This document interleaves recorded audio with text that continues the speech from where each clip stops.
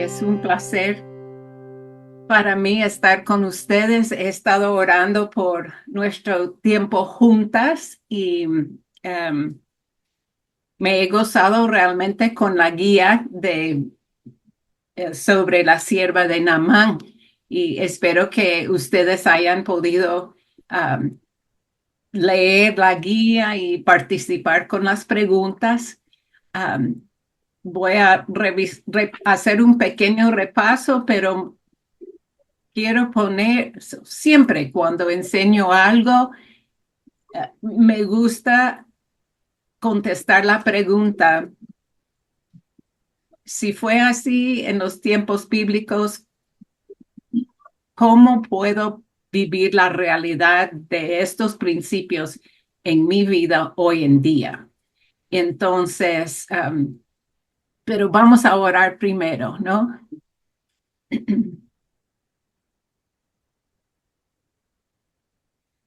Señor y Padre, hemos estado ya en tu presencia buscando tu rostro en esta mañana. Reconocemos que sin ti estamos sin nada. Señor, también reconozco que muchas de las mujeres que escuchan mi voz están hoy con cargas y muchas responsabilidades.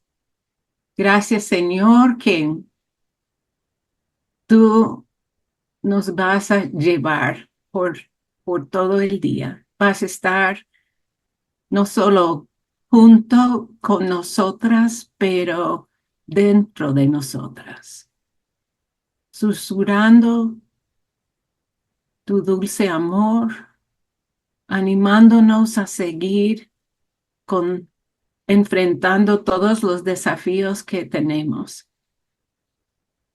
Gracias por tu palabra también, Señor, que tanto la necesitamos. Y gracias por esta pequeña chiquita que tuvo un testimonio tan grande.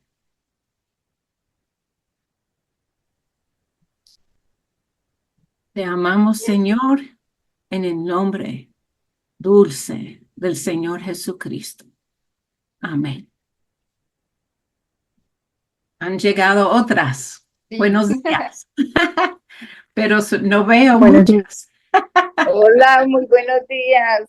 Hola, Neidita. Muy buenos Hola. días para todas. Buenos días para todas. Bendiciones. Buenos días. Buenos días. Bueno, en primer lugar, estamos en Segunda de Reyes, capítulo 5, los versículos 1 al 27. Y realmente es una pequeña historia, pero tiene mucho que enseñarnos. Um, Primeramente, me gustó mucho la idea de que en la guía, um, la persona que escribió el material nos cuenta el significado del nombre de Naamán. Y cuando nosotros les pusimos nombres a nuestros hijos, no consideramos el significado del nombre. En ese entonces no se hacía, por lo menos en nuestros círculos. Pero nos dijo en la guía que el nombre de Naamán significaba placentero, dulce, ameno y agradable. Y no me di cuenta de la importancia de los significados de nombre hasta un día le pusimos un nombre de la familia a nuestro hijo mayor y, y nació con carácter fuerte fue realmente una lucha criarlo. Y un día vimos mi marido y yo el significado de sus nombres. El primer nombre que le pusimos a nuestro hijo era William. William quiere decir conquistador. El segundo nombre, Carl, que quiere decir líder fuerte. Y nuestro apellido quiere decir gente dura. Y le dije a mi marido, ¿sería que le pusimos como profecías so- sobre su carácter por los nombres tan fuertes que por el significado, ¿no? Y la bendición es que él ya siendo hombre mayor, es hombre fuerte, es un líder, pero para el Señor. Y es lo que llegó a ser mi meta, ¿no?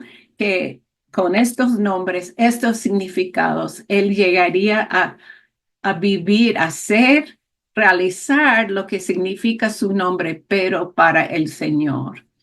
Y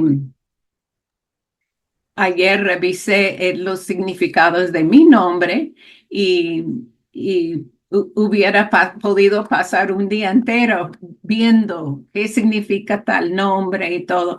Pero hemos visto que la gente llega a realizar algo de las características de sus nombres. Entonces podemos pensar que Naamán era un nombre placentero, dulce, ameno y agradable. Y el cariño con quien sus siervos le trataron, con que sus siervos le trataron,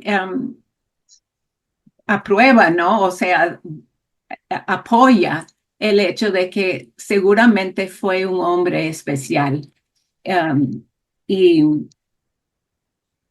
pero este hombre que tenía su nombre significando un nombre placentero, dulce, ameno y agradable, tenía algo muy, muy difícil. Y ustedes saben que tenía la enfermedad de la lepra. ¿Algunas de ustedes conocen lo que es ser leproso de la lepra? ¿Alguien? ¿Alguien? No. Pues yo sé que es la lepra, pero nunca he visto una persona con lepra.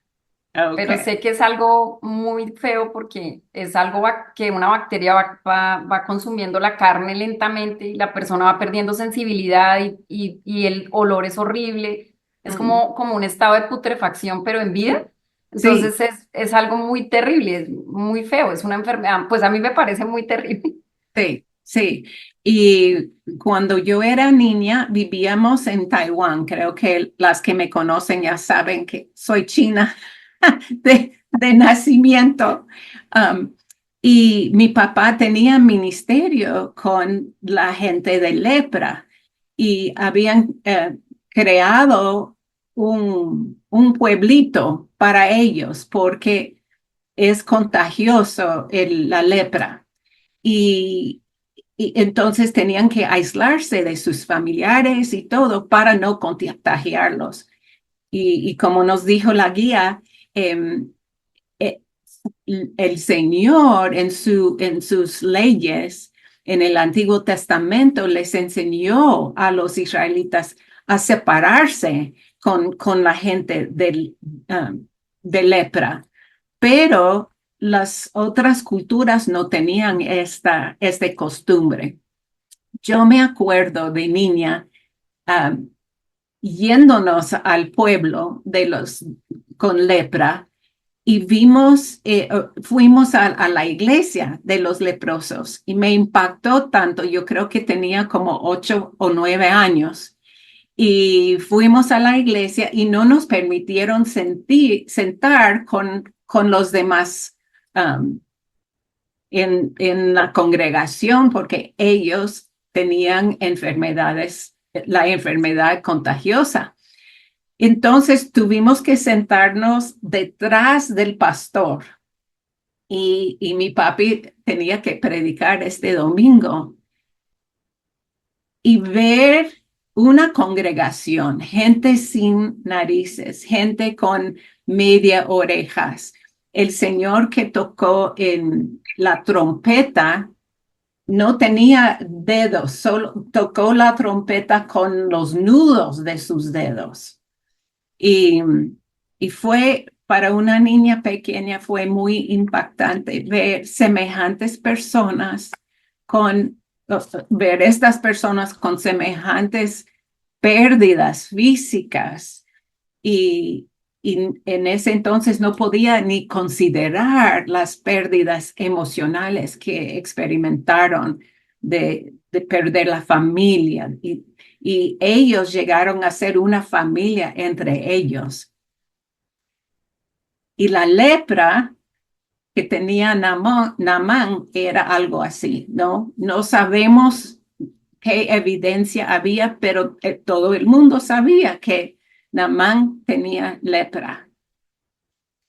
Y en medio de esta situación encontramos a una niña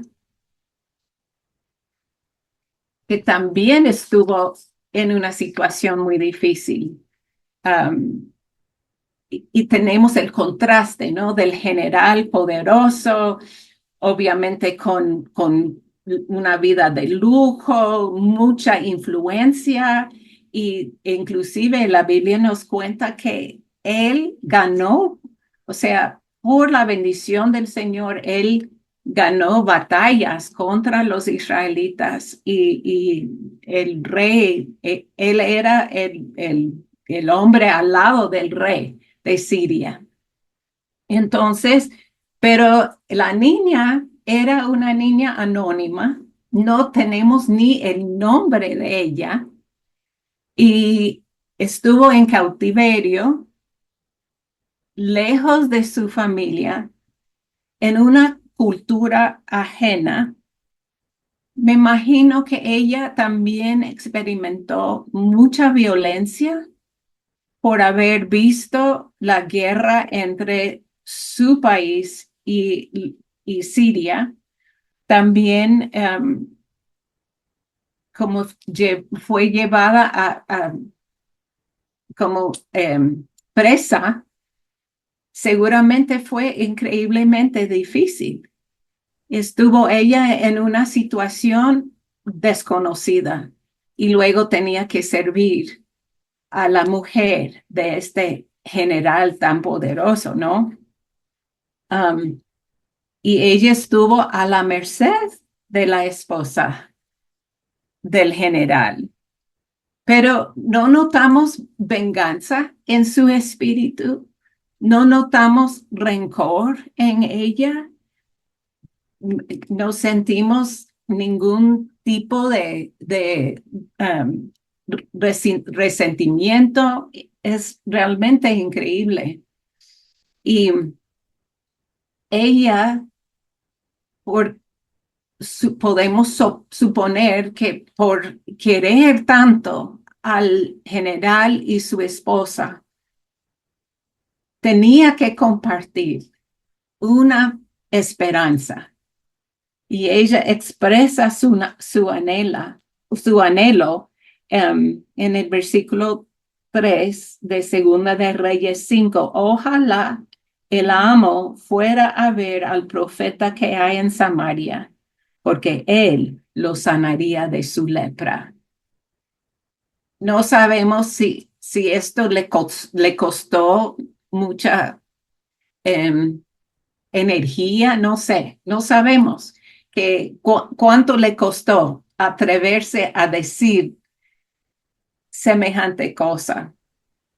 Me imagino que su deber era estar callada, ¿no? Servir solo a su señora, pero ella tenía que decir algo por la esperanza que ella tenía y sabía que no, en otra parte no habría forma de sanarse para este general. Y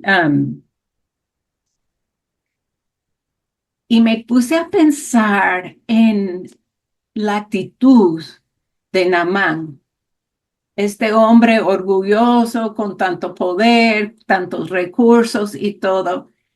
Él escuchó la palabra de la niña por la esperanza que ofrecía. Él estuvo pendiente de cualquier cosa que le sanaría, que le quitaría las llagas en la piel, y posiblemente ya estaba empezando a perder sus dedos o algo, no sabemos. Pero por la desesperación, él se humilló realmente al escuchar la palabra de la niña, hasta tal punto de que él fue a hablar con el rey de Siria a pedir permiso solo por la palabra de esta niña. Para mí ha sido muy interesante. Pero aunque Naamán parecía como un buen hombre, como leímos en la guía, él tenía mucho orgullo.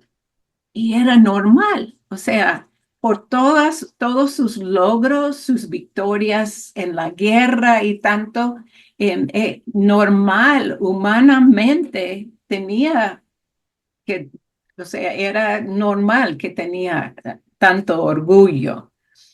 Y ustedes saben la historia, él llega y habla con el rey de Samaria, y el rey se desespera, ¿no? Porque él no tenía idea de quién podría sanarle a este hombre. Y es otra cosa muy interesante, porque el rey debía estar en continuo contacto con el profeta de Dios. Y el hecho de que él no tenía idea quién pudo sanarle al general significa que estuvo él aislado de la única esperanza que el rey tenía para su alma, para su paz también, ¿no? Pero Eliseo, el profeta, llegó a saber de la situación, y al fin el rey le manda a Naamán a ver al profeta. Y ahí Eliseo le trata al profeta, o sea, Eliseo, el profeta, le trata al general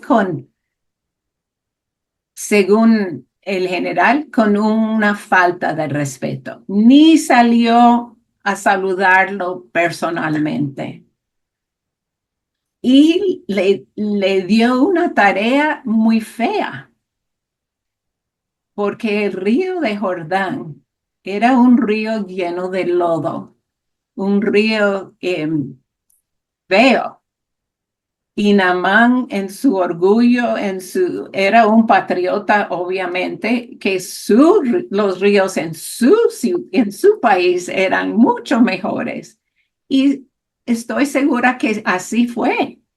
Pero Eliseo, el Señor, a través de Eliseo, quería enseñarle otra cosa importante a Naamán.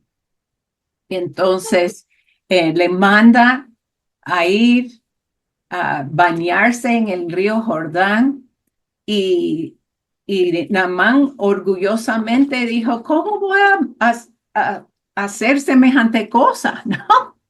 Porque los ríos en mi país son mucho mejores y todo lo demás. Pero sus siervos también con mucho cariño le rogaron que por favor haga la cosa sencilla que te pidió el profeta. Y lo que dijeron ellos también me llama la atención. Él hubiera estado dispuesto a hacer cosas difíciles, matar gente, lo que sea, para sanarse, pero humillarse a tal punto de, de bañarse en agua fea, sucia, ah, agua ajena. Para él fue más difícil. Entonces él dijo, bueno, voy a hacerlo. Y ustedes saben que él a sumergirse 7 veces salió con la piel como niño, como un recién nacido. Nosotros sabemos cómo es esta piel, ¿no? Tan dulce. Nuestra nieta, bueno, ya tiene 7 meses, pero a mí me encanta solo tocar la piernita de ella. Bueno, es piernota porque es una gordita preciosa, pero la piel es tan suave, la piel que recién sale de las manos de Dios, ¿no? Y así fue la piel de Naamán. Y tenemos una declaración de fe tan tremendo de este hombre después de haber experimentado semejante sanación. Um, pero aquí quiero que pensemos en una cosa, que generalmente lo que Dios pide de nosotros no es lo más lindo, no es lo más limpio a veces, y no nos parece lo más práctico. Lo que Dios nos pide es obediencia. Y la obediencia es una síntoma, la marca de un discípulo del Señor, de alguien que lo sigue. Es obediencia. Y nos cuesta la obediencia, especialmente cuando tenemos que meternos en situaciones feas, duras, difíciles, sucias, lo que sea. Ayer estuve en conversación con una amiga de muchos años y estuvimos comentando de las personas tan raras que el Señor ha puesto en nuestras vidas para ayudar y los problemas en que nos metimos ayudando a personas necesitadas. Y estuvimos comentando que humanamente, si hubiéramos sabido lo que iba a suceder, no lo haríamos, pero el Señor nos llevó a ayudar a gente muy difícil para para poder nosotras ver la mano de Él, pero también para estas personas necesitadas, que ellos también, Ya se vamos. que Ok. ellas también ya también aprenden de Dios. Entonces, y vemos el cambio radical de Naamán, ¿no es cierto? Físicamente tuvo este cambio radical de la piel, de una sanación perfecta, perfecta. Pero espiritualmente su declaración de fe, versículo 15, nos dice Naamán, dice, luego Naamán volvió con todos sus acompañantes y presentándose ante el hombre de Dios, le dijo, ahora reconozco que no hay Dios en todo el mundo, sino solo en Israel. Le ruego a usted aceptar un regalo de su servidor. Antes leímos la lista tan larga de regalos que él llevó y Eliseo hubiera podido recibir muchas riquezas, pero ¿por qué no lo hizo? ¿Por qué no aceptó los regalos? ¿Quién quiere comentar?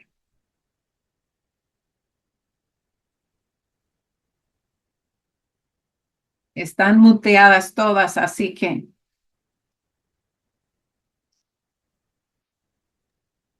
¿qué piensa? Marta. Voy a hablar. Gracias.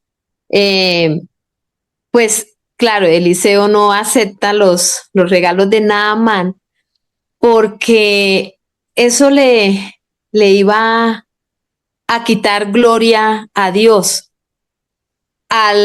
porque él estaba pagando por un servicio que recibió, un bien que recibió. Entonces, el profeta sabía quién debía recibir la gloria y que esos regalos no iban a qué, a suple, a qué, ay, se me fue la palabra, a reemplazar la Ujú, gloria que Dios debía recibir. ujú. Perfecta. 100 sobre 100, mijita. Ah, porque realmente es así, ¿no? Y Naamán hubiera podido señalar al pago, digamos, al regalo, y en vez de reconocer que Dios hizo el milagro. Y humanamente me imagino que Eliseo hubiera querido recibir riquezas, ¿no? Estoy segura que su vida no era tan cómoda, pero para él la gloria de Dios era más importante que, que su comodidad humana. Y él sabía que el Señor iba a suplir sus necesidades. Y uno de mis hábitos santos que siempre practico es, Señor, tú sabes lo que necesito. Y es la frase que encontramos en Mateo. Mateo, déjenme buscar. Creo que es Mateo 5 o 6,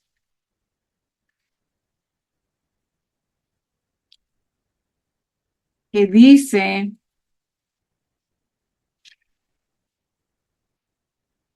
um,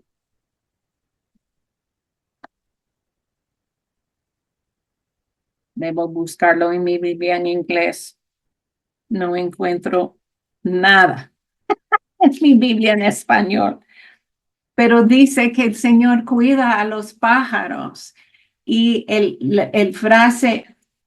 la frase es, el Señor sabe lo que necesitamos. Y no saben cuántas veces estoy en una situación fuera de mi control y repito como oración, como declaración, Señor, tú sabes lo que necesito. Señor, tú sabes lo que necesito. Y tenemos el ejemplo de Eliseo, de depender en el Señor para que Él recibiera la gloria. Y me encanta que tenemos también este ejemplo. Um, en el encuentro con Eliseo, vemos la sabiduría que Naamán tenía en cuanto a la vida a la cual él iba a regresar, ¿no? Él dice, reconociendo que él tenía que acompañar al rey al templo de sus dioses. Eh, Naamán reconoció que iba a tener un conflicto de prioridades entre su trabajo y entre su nueva fe, ¿no? Y ¿por qué piensan que él pidió llevar, mi traducción dice, 2 cargas de tierra? ¿Por qué piensan que él pidió?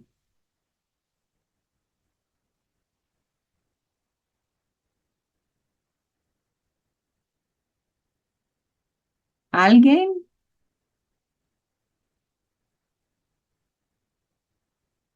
Marta, estás muteada. ¿Quieres hablar? Es que estoy tratando de entender la pregunta porque creo que me perdí, me desubiqué un poquito. Entonces Bueno, tú estás preguntando que por qué el Señor nos pide, no, Dios nos pide. no, o sea, Naamán pide a Eliseo, reconociendo que iba a haber un conflicto entre sus responsabilidades con el rey o su trabajo y el conflicto con su nueva fe, ¿no? Entonces, Naamán pidió a Eliseo que le dé permiso de llevar lo que yo diría 2 bolsos de tierra de Israel. Entonces, ¿por qué piensan eso? Claro, porque es que Naamán, pues como él pertenecía a los sirios, ¿no? A un pueblo pagano, pues ellos tenían otros dioses a los que adoraban y él, su puesto, el cargo que él tenía era un cargo bastante importante, ¿sí? Entonces, al él venir y conocer el poder de Dios y conocer a Dios, al darle la sanidad de su lepra, pues él, claro, él piensa y él dice, no, yo no, quizás, muy seguramente, esto ya es divagar porque no lo dice la escritura, hubiera deseado estar ahí con el pueblo de Israel adorando a Dios, pero su posición no se lo permitía y él iba a tener que estar ahí al lado de su jefe, por así decirlo, y iban a haber momentos en que él iba a tener que entrar allá a su templo, a sus dioses paganos. Ujú, Entonces, creería que es por eso que él le pide a Eliseo que le permita llevar esas dos cargas, algo que él tenía que cumplir ujú, culturalmente y moralmente, pero ya ahora sabiendo realmente quién era Dios, yo lo veo de esa manera. ujú. Sí, sí. Pero corrió Naamán un riesgo, algunos riesgos, pero uno de ellos era que él pudiera haber llegado a adorar a las cargas de tierra. Las cargas de tierra tenía que ser simplemente un recuerdo de la obra de Dios en su vida. O sea, usando mis términos, un hábito santo. O sea, al ver la tierra que llevó de Israel a Siria, tenía que ser un recuerdo, no otro motivo de adoración, no adoración a la tierra y saliendo de una cultura de muchos dioses, me imagino que iba a haber, que podría haber esta tentación. No sé si estoy clara en eso. Paola, ¿quieres? Sí. No, yo sí entiendo lo que quieres decir.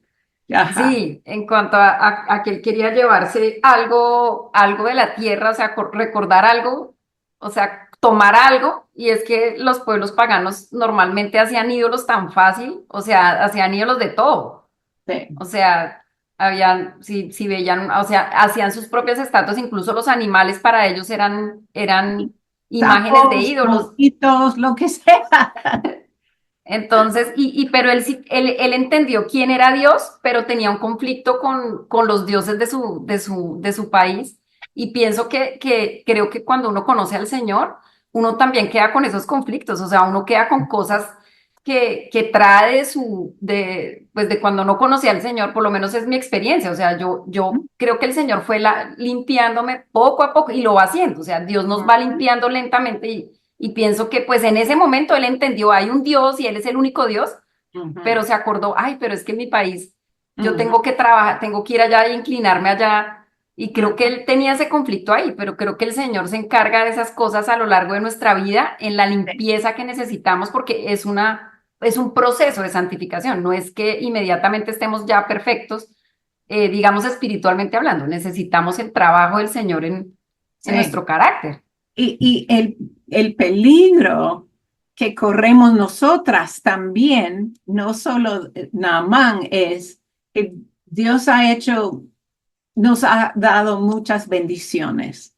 Por ejemplo, nuestros hijos, ¿no? Son regalos de Dios, pero hay muchas madres que sin darse cuenta llegan a hacer que sus hijos sean el ídolo en vez de entender que Dios nos bendijo con ellos, con nuestros hijos, y Dios merece tener el primer puesto en nuestras vidas.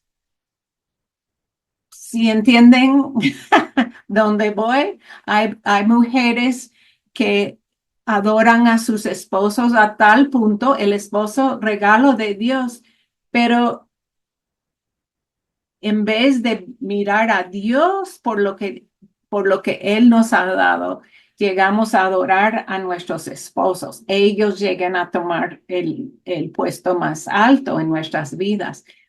Entonces, por eso quería enfatizar el riesgo de Naamán con buena voluntad quería llevar una representación del Dios de Israel, quería llevar a su casa, pero podría correr el riesgo, como nosotros también, de llegar a adorar algo físico cuando Dios nos ha llamado a adorarle a Él, y todo lo demás es añadidura. No sé si me salió bien, pero espero que capten la idea.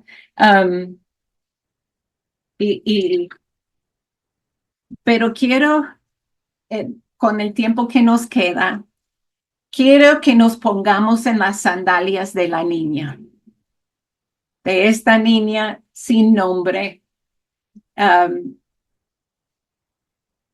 como ya nombramos, ¿no? Anónima, fuera de su país, de su cultura, de su familia, trabajando duro. O sea, yo reconozco cómo es, porque salí de mi país muy joven, aún no en cautiverio, pero a veces sentía como que el Señor me llevó a la fuerza al Ecuador y todo, pero la pregunta que quiero que pensemos en la pregunta de cómo podemos nosotras hoy en día tener influencia para el Señor. Como les dije, reconozco un poquito de su situación en el sentido de vivir tener que establecerme en un país ajeno y todo, culturas, costumbres.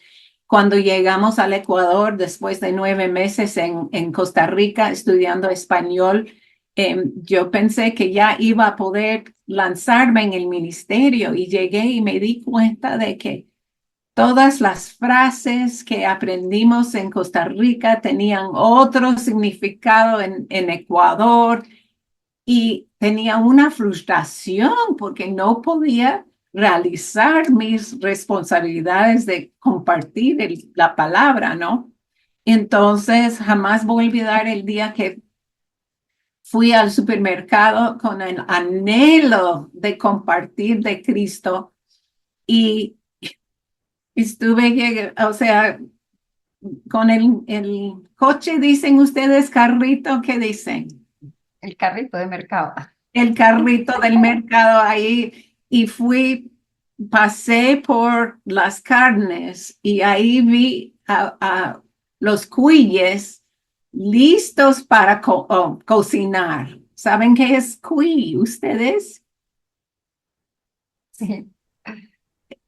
Es un Cuy, los cuy, que Los son como, cuy. ajá, Sí, y son unos animalitos pequeños, pero en los Estados Unidos son mascotas. Y ahí en la carne, o sea, en donde todas las carnes, ahí estuvieron ya empacados y todo con sus patitas y no aguanté, dejé el carrito ahí, salí llorando. ¿Cómo puede ser que esta gente coma mascotas? Entonces, y con una frustración, ¿no? De no entender la cultura, ni las comidas, y el idioma. Y me fui a la casa a pensar, es posible que tenemos que regresar, que tengamos que regresar a los Estados Unidos. Ya no aguanto porque no puedo comunicarme. Y justo en estos pensamientos el Señor me hizo recordar de Segunda de Corintios, capítulo 2,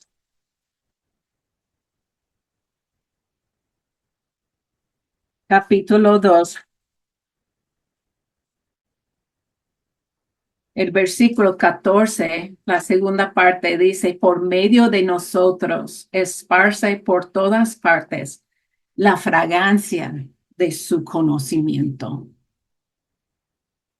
Y sentí como que el Señor me dijo, Shelley, no puedes hablar ni una palabra porque no te sale correcto.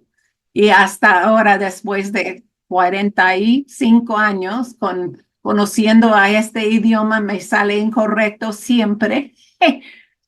Pero en ese entonces, el Señor me hizo reconocer que sin necesidad de palabras, podría tener impacto para él. Porque la fragancia no habla en palabras, ¿no es cierto? Pero reconocemos la fragancia. Yo he puesto el mismo perfume por, no sé, 35 años. Y este perfume, o sea, ha llegado a ser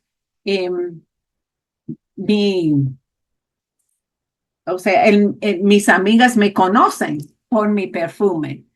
Y a veces una amiga me dice que ella me olió en otro estado porque alguien con el mismo perfume pasó por o cerca de ella, ¿no? Entonces, desde ese día empecé a pedir, Señor, haz que yo sea fragancia tuya, sin necesidad de palabras.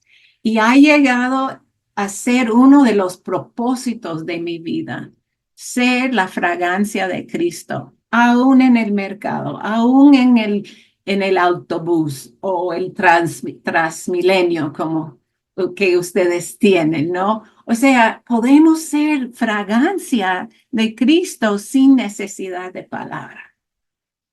Y, y me ha ayudado tanto porque tengo mucha frustración cuando no puedo compartir en voz alta lo de el Señor, pero con la presencia de Él en mi vida, Él puede Esparcir. esparcir.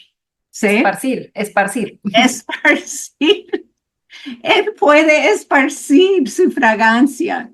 Y me acuerdo una vez, una señora se acercó y me dijo, yo necesito tener lo que tú tienes. Y ella estuvo refiriéndose a Cristo por la fragancia que ella sintió de Cristo. Pero hay algo más en esta porción de la palabra que me encanta, que a veces no reconocemos. El siguiente versículo, segundo de Corintios, capítulo 2, versículo 14, dice, Él esparce por todas partes la fragancia de su conocimiento.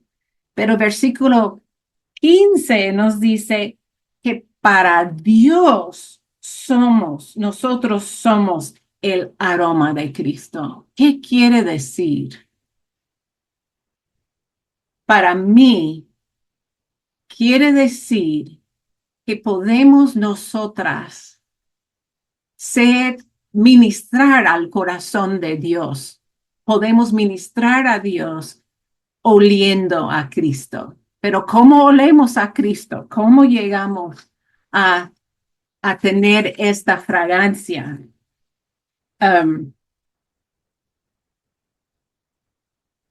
¿Qué piensan ustedes? ¿Cómo podemos llegar a oler a Cristo? Buenos días. Buenos días, Hola. Patricia. Bueno, yo siento que es esa comunión fuerte que tenemos porque ya uno dentro de uno actúa porque esa presencia de Dios habita en mí, ¿sí? Entonces, desde ese amor que Él nos ha enseñado, nosotros así vemos todo lo que nos rodea, no solo la parte física y material, sino las personas, porque es ese amor que Él vino a enseñarnos a nosotros. Entonces, eso es lo que nos diferencia de otras personas, que Dios habita en mí. Ujú. ¿Y cómo desarrollamos esta intimidad, este conocimiento? Leyendo la palabra, o sea, aprendiendo de Él por medio de la Biblia, porque pues es que ahí están los mandatos y ahí está todo lo que nos va a guiar. Esa es una guía para mí espiritual, mental y es algo muy especial y por eso es que somos diferentes. Ujú. ¿Alguna vez han visto a una pareja que por tantos años de compartir la vida llegan a parecerse? Ah, sí, sí. Sí, Mis padres llegaron a parecer como hermanos, o sea, por 66 años por ahí, ¿no? Que tenían de unión, llegaron a tener una misma apariencia. Y, y creo que ahí es donde cultivamos esta fragancia, es pasando tiempo en intimidad con Dios. Yo por años y años había estudiado la Biblia para conocimiento, para aumentar mi entendimiento mental. Pero en los últimos años he estado estudiando la palabra para intimidad con Dios, para llegar a conocerlo íntimamente. Y tengo un ejemplo que creo que tal vez las que me conocen han escuchado, pero quiero repetirlo aquí. El ejemplo de cómo podemos oler a Cristo.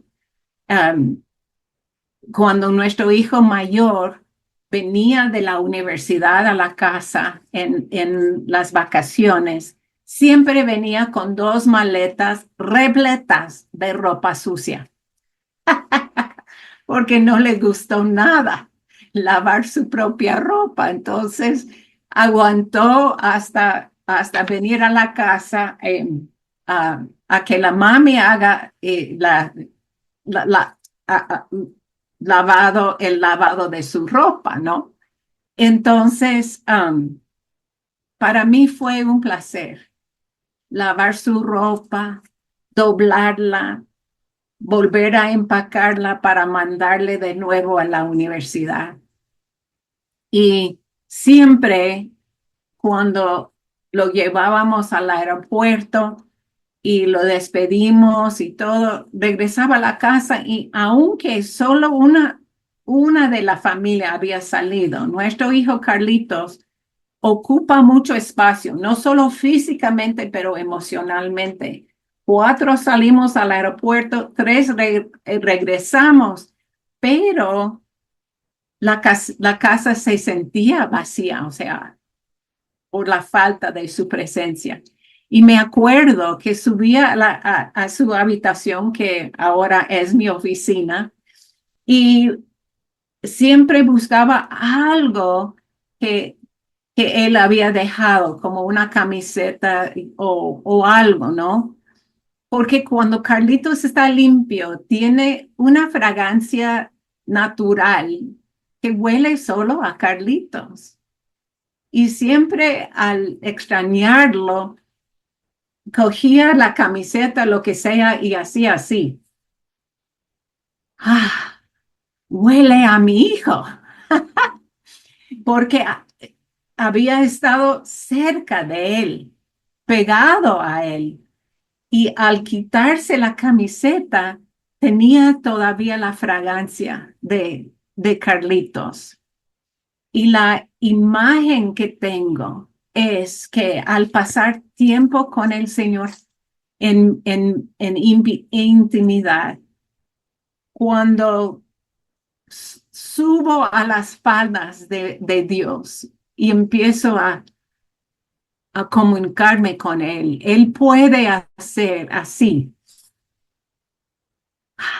Ella huele a mi hijo porque ha pasado tiempo con nosotros como Dios Trino, ¿no es cierto?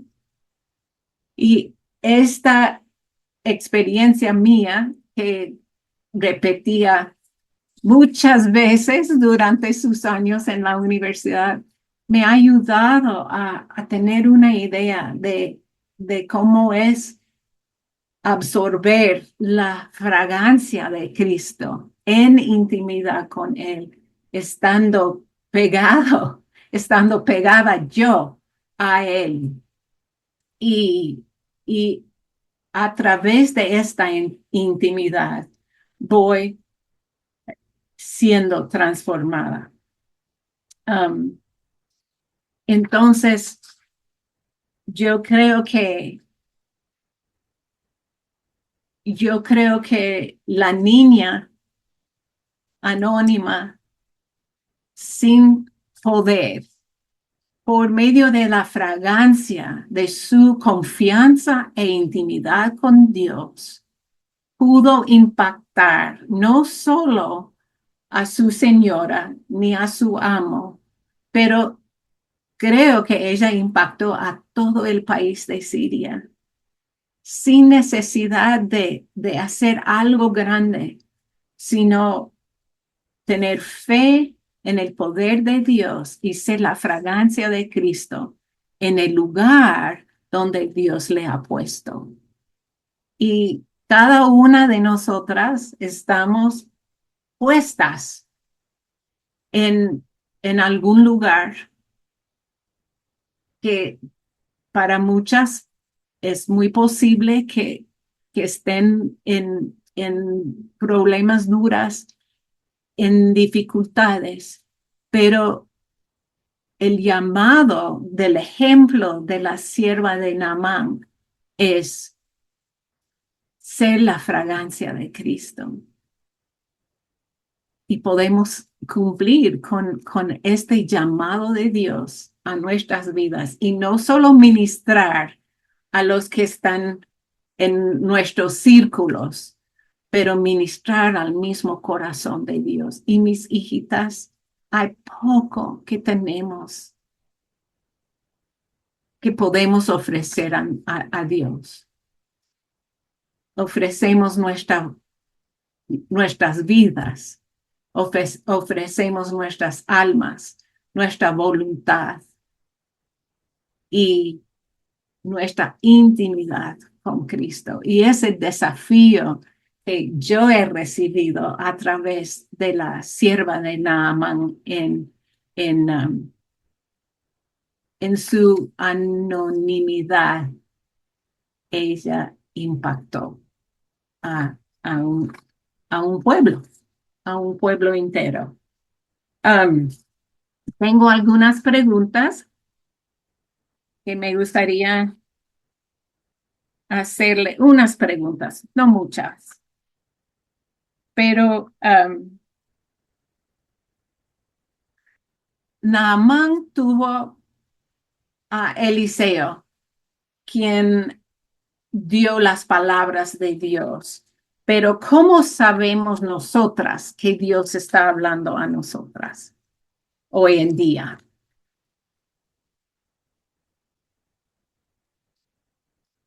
¿Quién va a responder? Yo, yo pienso que Dios habla de muchas formas, pero principalmente por su palabra. Y para mí, pues lo que pienso es que cuando intento memorizar la palabra, a veces estoy hablando y Dios pone algo, o sea, recuerda lo que yo memoricé y trae esa palabra y me la recuerda o me habla a través de la palabra. Otras veces estoy leyendo y he pasado miles de veces por ese versículo, pero cuando lo necesito, Dios como que me lo resalta, o sea, no sé, salta de la Biblia y yo, ¡ah! O sea, sé que Dios me está hablando. Sí. Pero también a veces creo que uno, si no está muy atento, a veces Satanás también le habla a uno, Ujú. pero cosas que no son. Y entonces por eso tengo que ir a la palabra y decir, esto sí será del Señor, porque pues puede que no. Entonces, como que estar muy atento a cotejar todo con la palabra para saber que es Dios el que me está diciendo lo que me está diciendo, porque a Inclu- veces puedo ser hasta yo. Inclusive, la, cualquier prédica, tenemos que ver si se compagina con la palabra de Dios. Dios sí habla por medio de los pastores, pero no, no hay que tragar lo que dicen sin discernimiento, ¿no? Entonces siempre estamos comparando con la palabra. Hasta canciones. Realmente me molesta mucho escuchar la letra de algunas canciones cristianas que están en contra de la doctrina bíblica. Entonces, no aceptemos solo porque es un pastor reconocido, es un músico reconocido. No aceptemos por, porque es Shelley que les hable. Revise según la palabra de Dios. Entonces, y en tu oración, como dice Paola, cuando estás orando y si el Señor te da una palabra, cuidado antes de comparar con la Biblia para ver si está correcto o no, porque podemos caer en error fácilmente, fácilmente. Entonces, yo busco pasar tiempo con el Señor en silencio. Señor, ¿qué quieres decirme? Y un ejemplo rápido. um, Una manera de saber que Dios está hablando es estar pendiente, porque en muchas ocasiones no estamos pendientes de la voz del Señor. Estamos tan atarreadas, tan involucradas en la vida que no escuchamos. Y me llama mucho la atención de el capítulo 3 de Primera de Samuel. El primer versículo dice, no era común oír palabra del Señor. Pienso que es uno de los versículos más tristes en la Biblia. No era común oír palabra del Señor. Imagínate tú vivir en un ambiente donde no se escucha la voz del Señor. Pero el último versículo del mismo capítulo dice, el Señor siguió manifestándose en Silo. ¿Qué pasó entre el primer versículo y el versículo 21, que es el último versículo de Primera de Samuel 3? ¿Se acuerdan? Un pequeño chiquito que tenía que ser enseñado a decir, habla, Señor, tu siervo escucha. Y les digo, queridas amigas, que casi todas las mañanas, al sentarme ante la palabra de Dios, digo, habla, Señor, tu sierva escucha.